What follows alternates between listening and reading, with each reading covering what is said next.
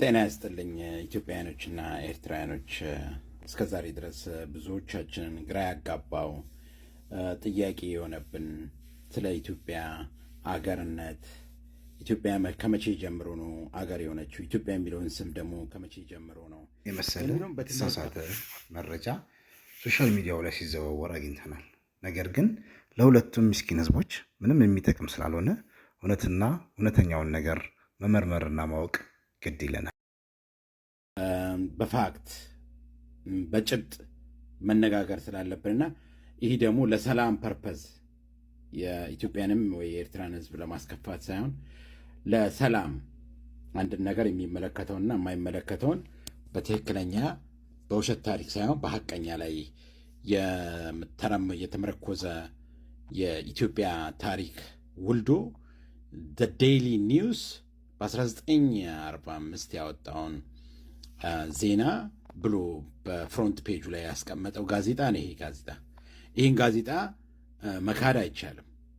ከአሜሪካ ወዳጄ የአሜሪካኖችና የአውሮፓኖችን ዜናና ካርታ በመመልከት የኢትዮጵያና የኤርትራን የተለያዩ የአፍሪካ ሀገሮችን የድንበር ወሰን ሁኔታ መግለጽ አይቻልም። ካርታ በመሰረቱ ለተለያየ ዓላማና ለተለያየ ስራዎች ሊቀረጽ ሊሰራ ይችላል። ይህንንም መረዳት ተገቢ ነው። እስኪ እነኝን ካርታዎች ምንድን ነው የምትላቸው? ምን ብለን እንውሰዳቸው? ኢትዮጵያ ግዛቷ ከየት እስከየት እንደነበረ እዚህ ላይ እስቲ እንመልከት። ከአሜሪካን ላይብረሪ ውስጥ የወጣ ጋዜጣ ነው። ያኔ ምን ብለው እንደሰሩት ምን አይነት ካርታ እንዳስቀመጡ ለኢትዮጵያውያኖች ግልጽ እንዲሆን የሚያደርግ ነው። እስኪ እንመለከተው ጋዜጣውን።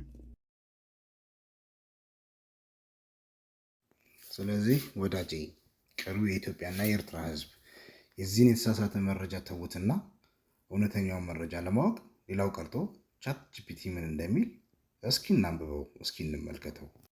Ethiopia is one of the oldest countries in the world, with a history that dates back thousands of years.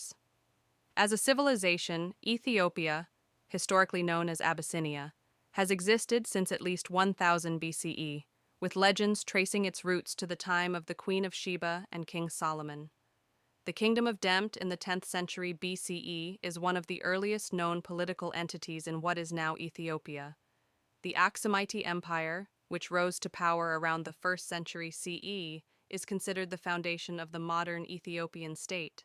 Aksum was a powerful empire, known for early adoption of Christianity in the 4th century CE. In modern political terms, Ethiopia maintained its independence during the colonial scramble for Africa, except for a brief Italian occupation from 1936 to 1941. So, while there is no exact birthday like newer countries, Ethiopia is recognized as an ancient nation with continuous history for over 3,000 years. እውነቱ ይሄ ነው።